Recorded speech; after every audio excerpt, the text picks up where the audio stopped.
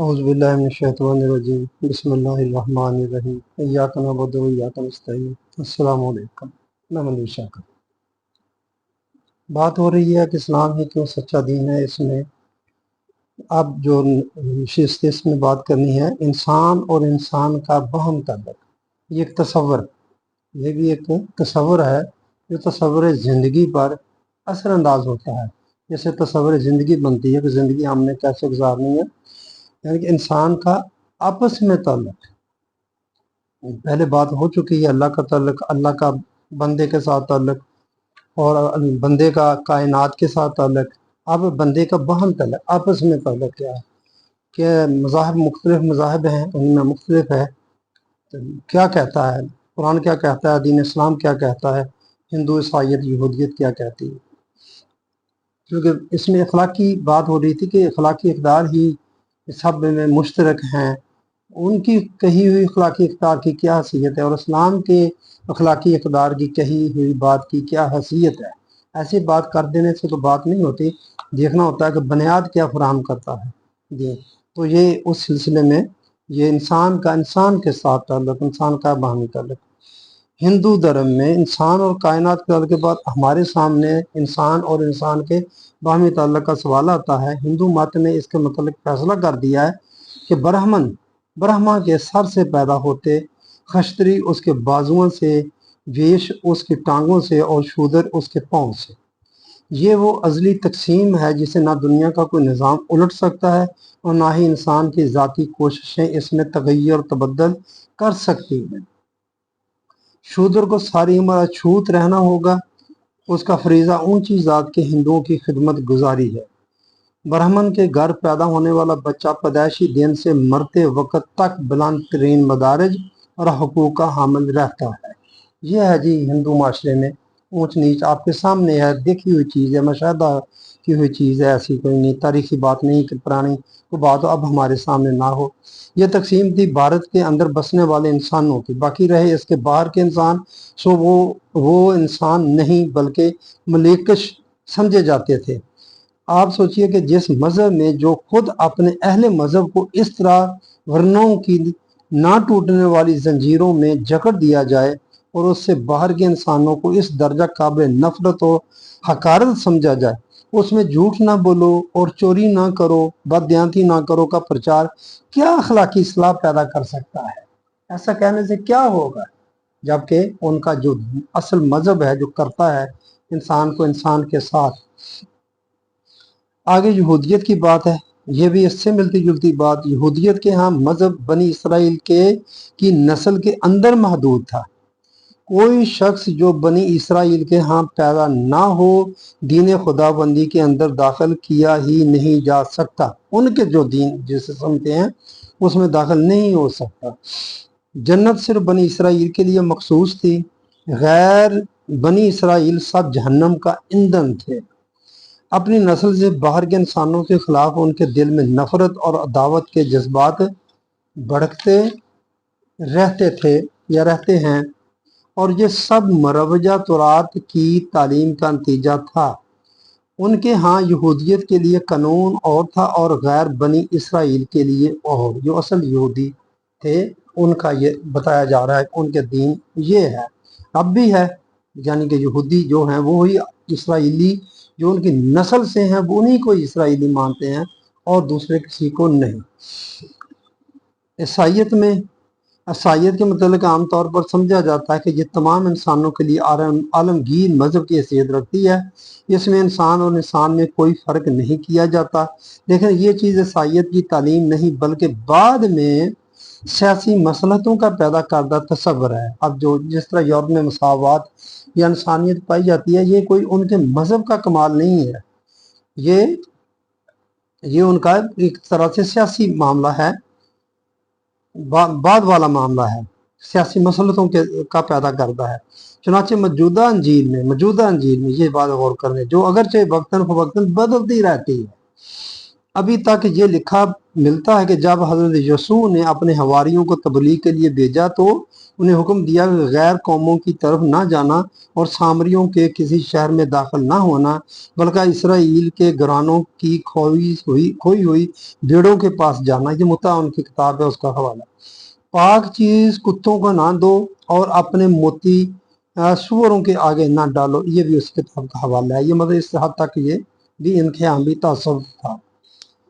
یہ جو آپ یورپ میں نیشنلزم کی لعنت کو اس درجہ شدید دیکھتے ہیں، یہ غیر شعوری طور پر اسی تعلیم کا نتیجہ ہے۔ مذہب کو تو انہوں نے گرجا کی چار دیواری کے اندر محبوس کر دیا، لیکن اس کی نسل پرستی کی تعلیم کے اثرات ان کے تحت شعور میں اسی طرح موجود ہیں۔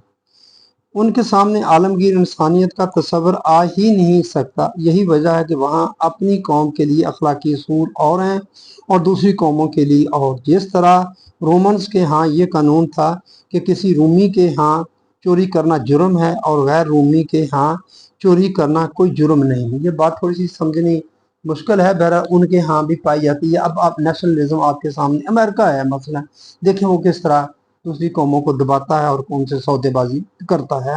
یہ ٹرمپ جو کچھ کر رہا ہے یہ اس کی ایک مثال ہے۔ قرآن کی روح سے قرآن نے آ کر انسانوں کی ان خود ساختہ زنجیروں کو توڑا اور اعلان کر دیا۔ اب دیکھیے پچھلے انسان کا انسان سے باہمی تعلق کی بات ہے، ہندوؤں کے کیا تعلق بن سکتا، مساوات کا تصور ہی ختم ہو جاتا ہے۔ اور آگے بھی حال اسی طرح یہودیت اور عیسائیت میں دوسرے انسانوں کے ساتھ۔ یہودیت کا اپنے تو ہیں سارے بنی اسرائیل اکٹھے ہو گئے سارے، اور باقی انسانوں کے بارے میں جو ان کا ہے، قرآن ایسی بات نہیں کرتا۔ قرآن نے آ کر انسانوں کی ان خود ساختہ زنجیروں کو توڑا اور اعلان کر دیا کہ تم تمام دنیا کے انسان ایک ہی اصل کی شاخیں اور ایک ہی درخت کے برگ و بار ہیں۔ انسان اور انسان میں پیدائش کے اعتبار سے کوئی فرق نہیں کیا جا سکتا۔ خلقکم من نفس واحدۃ، یہ نساء کی 1 نمبر کو، اللہ نے تم سب کو ایک جرثومہ حیات لائف سیل سے پیدا کیا۔ یہاں سے مراد لے لیتے ہیں لوگ آدم، بندہ پہلا بندہ، ایک ہی آدم سے تمہیں پیدا کیا نہیں، یہ لائف سیل کی بات ہے، زندگی کا سیل۔ وہاں سے ایک زندگی جتنی بھی ہے ساری وہاں سے شروع ہوتی ہے، وہاں سے پیدا ہوئی، وہاں سے ہی حیوان آتے ہیں اور وہاں سے ہی یہ انسان ہے۔ آدم بھی ادھر سے ہی پیدا ہوا، یہ سمجھنا تھوڑا سا مشکل ہے۔ یہ ہے نفس واحدہ، لائف سیل۔ اس لیے تمام نو انسان ایک عالمگیر برادری ہے۔ وَمَا كَانَ النَّاسُ إِلَّا أُمَّةً وَاحِدَةً، یہ یونس کی 19 نمبر۔ پوری کی پوری انسانیت مین کائنڈ ایک قوم ہے، انسانیت پوری ایک قوم ہے، اور ہر انسان پیدائش کے اعتبار سے یکساں واجب التکریم ہے۔ بڑی اہم بات کہ ہر انسان پیدائش کے اعتبار سے یکساں واجب التکریم ہے۔ وَلَقَدْ كَرَّمْنَا بَنِي آدم، یہ سورۃ 17 بنی اسرائیل کی 70 نمبر آیت ہے۔ ہم نے تمام انسانوں کو واجب التکریم پیدا کیا ہے، لیکن پیدائش کے اعتبار سے قرآن تمام انسانوں کو واجب التکریم پیدا کیا۔ کالے کو گورے پر، گورے کو کالے پر، عربی کو اجمی پر، اجمی کو عربی پر، کوئی فقیت نہیں۔ یہاں نہ کوئی برہمن ہے، نہ شودر، نہ کوئی جاتیت اوتار ہے، نہ نیچ، سب انسان یکساں ہیں۔ باقی رہے معاشرہ میں ان کے مدارج، اہم بات سو اس کا معیار ان کے جوہر ذاتی اور سیرت و کردار پر ہے۔ اگر کوئی مدارج ہے کوئی تو وہ کیوں کر اس کے کردار کام کی وجہ سے۔ وَلِكُلِّ دَرَجَةٌ مِّمَّا عَمِلُوا، یہ احقاف کی 19 نمبر آیت ہے۔ ہر ایک کے دراجات ان کے اعمال کی روح سے متعین ہے۔ یہ بڑی اہم بات، ہر ایک کے دراجات ان کے اعمال کے روح سے متعین ہے۔ ہم نے جیسے شہیدوں کو بھی ایک طرح سے برہمن بنا دیا ہے، قرآن اس چیز کی نفی کرتا ہے، سب برابر ہیں۔ ایک تو اس نے کہا پیدائش کے لحاظ سے سب برابر ہیں، آگے جا کر وہ کسی کو تکریم ہوتا ہے، اس کا درجہ بلند ہے تو وہ اعمال کی وجہ سے ہے، اور کوئی چیز نہیں جو کسی کو اوپر کر دے۔ ہر کے درجات ان کے اعمال کی روح سے متعین ہوں گے۔ اور اسی طرح یہ ولی اللہ کی ہے، ولی ہر مومن کلمہ گو اللہ کا دوست ہے، اس نے دوستی کا دعویٰ کر دیا، یہ ہے کلمہ پڑھنا۔ آگے اس کا ثبوت جو ہے اس کے کتنا بڑا ولی اللہ ہے اس کا تعین کس نے کرنا ہے؟ وَلِكُلِّ دَرَجَةٌ مِّمَّا عَمِلَ، درجہ اعمال کے مطابق درجے۔ اور ان میں سب سے زیادہ واجب عزت وہ ہوگا جس کی سیرت سب سے پکیزہ اور کردار سب سے بلند ہوگا۔ اِنَّ أَكْرَمَكُمْ عِندَ اللَّهِ أَتْقَاكُمْ، اِنَّ أَكْرَمَكُمْ عِندَ اللَّهِ أَتْقَاكُمْ، یہ حجرات کی 13 نمبر۔ دیکھیے یہ بالکل واضح ہوتی بات۔ قرآن یہ یعنی کہ تمہارا جو زیادہ سے زیادہ واجب العزت ہو وہ ہوگا جس کی سیرت سب سے پکیزہ اور کردار سب سے بلند ہوگا۔ وہاں کوئی سید ہونا نہیں ہے، نہ ہی وہاں کوئی جبے کبے اور دستار پہن کر بندہ اس طرح ہو سکتا ہے، نہیں، ایسا نہیں ہے۔ کردار کی وجہ سے جو ہے، مال کی وجہ سے جو ہے وہ درجے ہیں۔ جو قرآن کا انسانوں کے ساتھ تعلق کی بات ہو رہی ہے، اس کو پیش نظر رکھنا ہے کہ کس طرح انسان کے ساتھ مساوات کی بات کرتا ہے۔ اب یہی مساوات اگر ہندو مساوات کی بات کرے تو اس کے منہ سے جچتی ہے۔ دیکھیں ان کی مساوات کیسی ہے۔ یہودی بات کریں لوگوں کے درمیان ہم نے مساوات کیا کرنی ہے جی، اس طرح نیشنلزم والے جو ہیں یہ عیسائیت میں زیادہ نیشنلزم ہے، کیا مساوات۔ اسلام کو جو حقیقی بات ہے اور حقیقی بات اس کی قرآن ہی کہہ سکتا ہے، اور وہ کہتا ہے کہ عزت تکریم یکساں ہے سب اللہ کے نزدیک، اور جو اللہ کے نزدیک سب سے زیادہ بہتر عزت والا ہے وہ تقوی والا ہے۔ تمام نوع انسانی کا یکساں رب قرآن کا اِنَّ أَكْرَمَكُمْ عِندَ اللَّهِ أَتْقَاكُمْ، متقی وہی ہے گناہوں سے بچنے والا ہے، نافرمانیوں سے، اللہ کی نافرمانیوں سے بچنے والا بندہ۔ قرآن کا خدا تمام نوع انسانی کا یکساں رب، مالک اور الہ ہے۔ قُلْ أَعُوذُ بِرَبِّ النَّاسِ مَالِكِ النَّاسِ إِلَٰهِ النَّاسِ۔ اس اللہ کی کتاب بصائر للناس تمام نوع انسانی کے لیے مجموعہ بصائر و حکم ہے۔ یہ جاسیہ کی 20 نمبر آیت ہے کہ یعنی کہ اس کی کتاب جو ہے، جو دوسری عالمی کتابیں جو بولتے جو ہیں اب نہیں رہی وہ اس حالت میں، لیکن یہ ہے بصائر للناس، تمام لوگوں کے لیے، وہ خاص کے لیے نہیں۔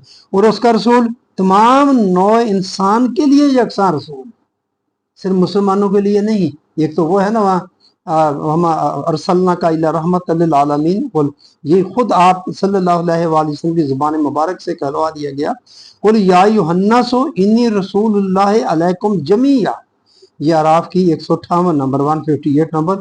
ان سے کہہ دو کہ اے تمام دنیا کے انسانوں میں تم سب کی طرف اللہ کا رسول ہوں، یعنی کہ رسول ایسا جو تمام انسانوں کے لیے۔ اس کی تعلیم کا خلاصہ یہ ہے کہ دنیا میں ثبات و دوام صرف اسی نظریہ یا عمل کو حاصل ہوگا۔ یہ آگے اس کی تعلیم کی بات آگئی، دیکھ ایک ایک کر کے چیز سامنے آتی جا رہی ہے، قرآن ایک ایک چیز کی وضاحت کرتا جا رہا ہے۔ اور رسول تو سب انسانوں کے لیے ہو گیا، آگے اس کی تعلیم بھی ہے نا، وہاں سے بھی ظاہر ہونا چاہیے، منعکس ہونا چاہیے سب کے لیے یکسانیت، مساوات کیسے ہوتی ہے۔ اس کی تعلیم کا خلاصہ یہ کہ دنیا میں ثبات و دوام صرف اسی نظریہ یا عمل کو حاصل ہو سکا ہے جو بلا تفریق رنگ و نسل، زبان و وطن و مذہب، قومیت، تمام نوع انسانی کے لیے منفعت بخش ہو، نفع بخش ہو، فائدہ پہنچے اس سے۔ اس کی تعلیم یہ ہے کہ تم میں سے سب سے بہتر کیا آیت ہے رعد کی 17 نمبر، وَأَمَّا مَا يَنْفَعُ النَّاسَ فَيَمْكُثُ فِي الْأَرْضِ، زمین میں باقی وہی رہتا ہے جو انسانیت کے لیے نفع بخش ہو، اسے ہی دوام ہے، اور اسے ہی زیادہ دوام حاصل ہے جو دوسروں کے لیے زیادہ نفع بخش ہے۔ جو جتنا زیادہ نفع بخش ہوگا اس کو اتنا زیادہ دوام حاصل ہوگا۔ یہ ہماری سیاسی پارٹیاں بھی دیکھ لیں، مذہبی پارٹیاں بھی دیکھ لیں، ان کو کتنا دوام حاصل ہے۔ مذہبی جماعتوں کا کہیں تو برا مان جاتے ہیں، ان سے لوگوں کو کتنا فائدہ ہے، یا جو وہ تبلیغ، تلقین یا تعلیم یا دیتی ہیں یا نظریہ ہے ان کا، وہ اس میں لوگوں کو کتنا نفع نظر آتا ہے، منافع نظر آتا ہے، کتنا منفعت بخش ہے، نہیں ہے، اس لیے وہ عوام پذیری سے محروم ہیں۔ تو خیر ضمن بات میں نے کر دی کہ جو بھی نہیں پاپولر ہو رہی پارٹی، خاص کر مذہبی جماعتیں، ان کی وجہ صرف یہ ہے کہ ان کے نظریے میں، تعلیم میں یہ جو منفعت بخشی ہے لوگوں کے لیے وہ نہیں ہے، اس لیے عوام پذیری نہیں ہے۔ زمین میں باقی وہی رہتا ہے جو انسانیت کے لیے نفع بخش ہو، یہ اس رسول اور اس کتاب کی تعلیم ہے، دوسرے لوگوں کو نفع پہنچانا۔ دیکھیں کتنی بڑی بات ہے۔ कितनी बड़ी बात है, जिंदा ही दूसरों के लिए रहना कह देते हैं हम अखलाकी तौर पर। अगर हम तालीम है कुरान की, ये सिर्फ ऐसे कह देना कहने वाली बात नहीं है। आगे सुनिए आप, ये मगरबी तस्वर हयात में बकाए सिरा का असूल है। ये इसकी उसकी बका का असूल क्या है, ये जरा मैं आपको बता दूं। सर्वाइवल ऑफ द फिटेस्ट का असूल है, यानी बाकी वही रह सकता है जो सबसे ज्यादा ताकतवर। ये बड़ी अहम बात है मेरी भाइयों, सोचने समझने वाली बात है कि मगरबी इस्लाम के अलावा का तस्वर जो है आपने बाकी रहना है।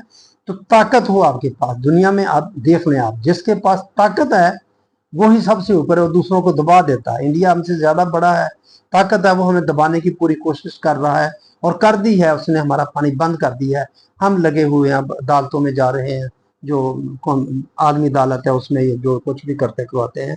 आप देख रहे हैं, ये होता है ताकत का। यही सूल दुनिया, जिसकी लाठी है उसकी बहन, वही सूल चल रहा है। ये है मगरब का सूल। कुरान इसकी नफी करता है, कुरान ये सूल नहीं कहता। कुरान ने इसकी बजाय बकाए इन्फा का सूल दिया, नफे का, यानी बाकी वो रह सकता है जो तमाम नौ इंसानी के लिए सबसे ज्यादा नफा बख्शे। आपसे दूसरों को नफा पहुंचे, फायदा पहुंचे, मनफत पहुंचे, वो आपके ये देखें, ये सूल कुछ अपना रहा है चीन।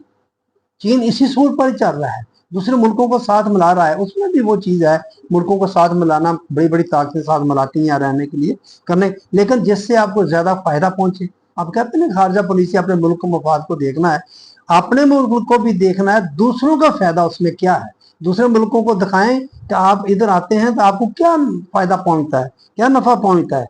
तमाम नौ इंसानी के लिए सबसे ज्यादा नफा बख्श। ये बुनियादी फर्क जो है सर्वाइवल का, जिंदा जावेद रहने का, मगरब में है ताकत ज्यादा से ज्यादा आपके पास हो। इस्लाम कहता है आपसे ज्यादा से ज्यादा दूसरों को नफा पहुंचे, फायदा पहुंचे।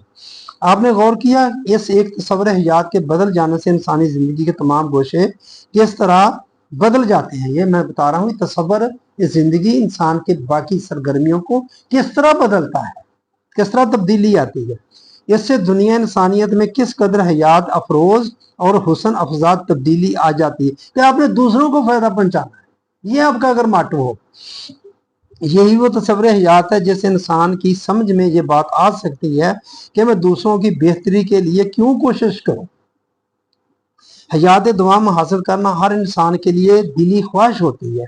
दुनिया में कोई इंसान मरना नहीं चाहता, वो हमेशा जिंदा रहना चाहता है। एक फिजिकल है, वैसे भी बंदा चाहता है मेरा नाम रहे, मैं जिंदा रहूं, मेरा नाम रहे।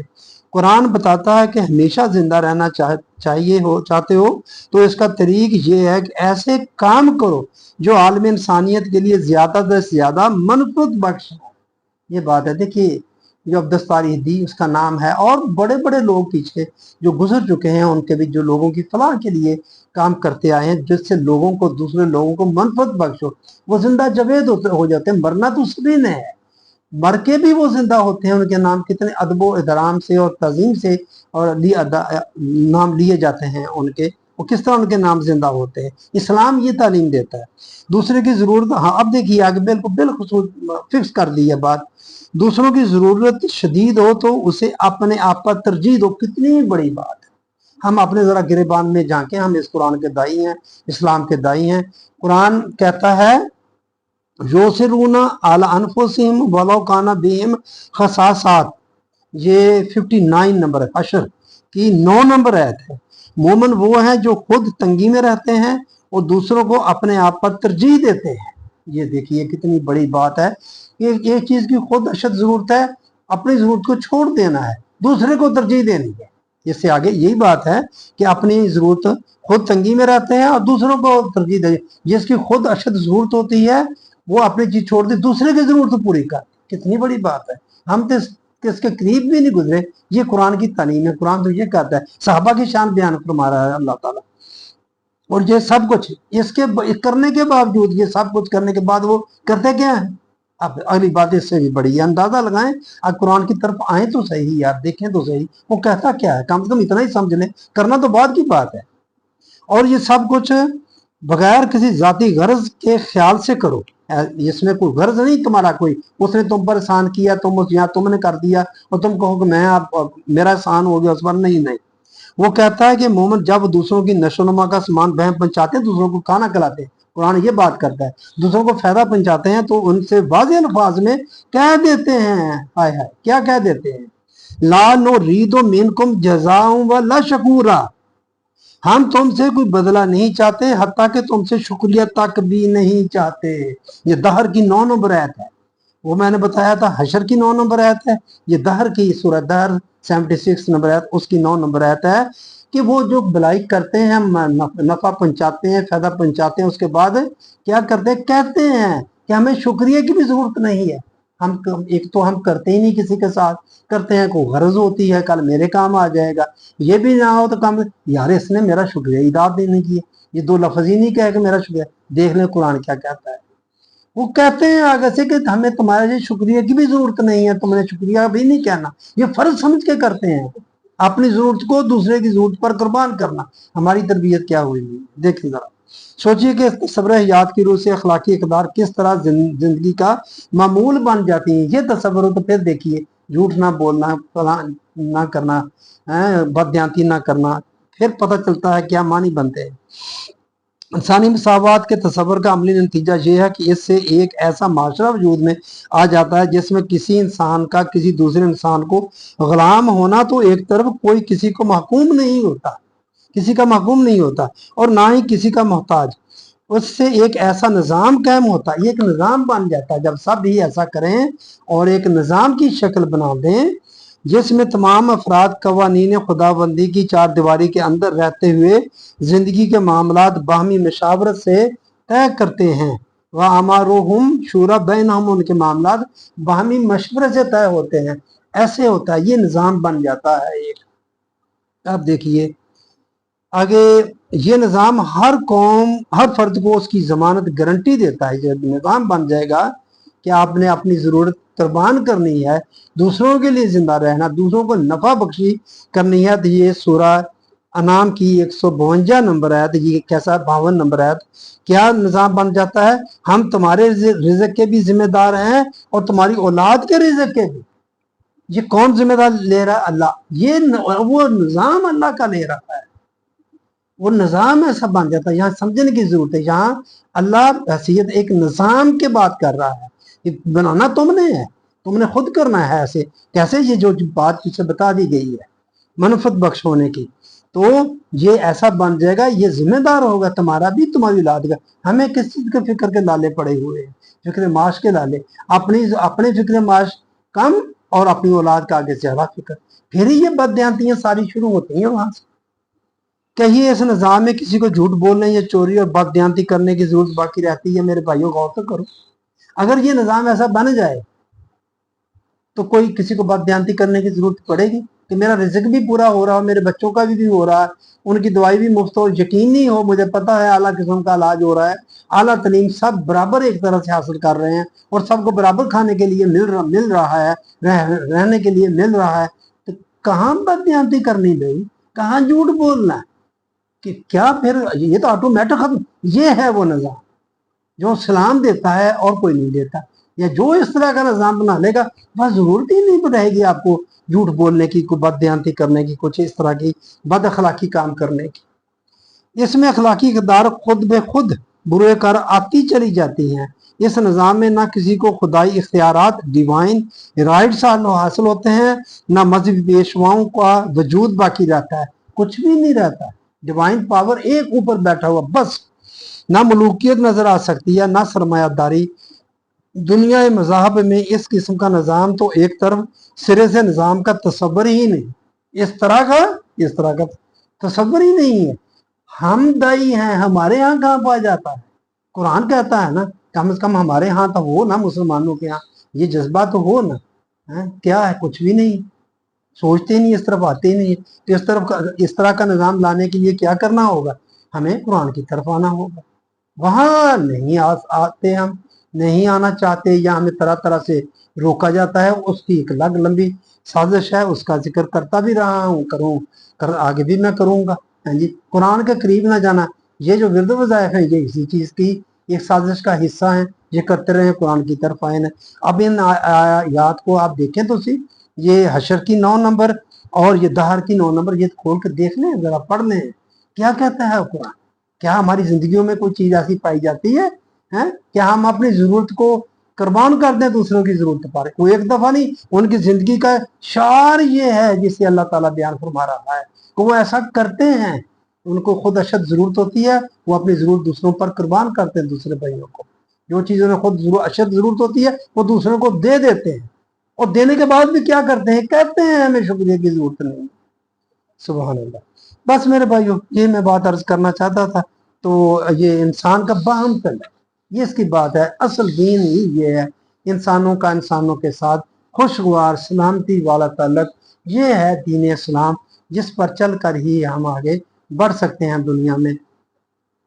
उसके बगैर बिल्कुल नहीं कुछ हो सकता। तो बस मेरे भाइयों, ये बात करना थी, अगर समझा सका हूँ बात तो बड़ी अच्छी बात है। मुझे नहीं पता मैं किस हद तक आपको समझा सका, तो आपकी मेहरबानी, आपने मेरी बात सुनी। अस्सलाम वालेकुम रहमतुल्लाह।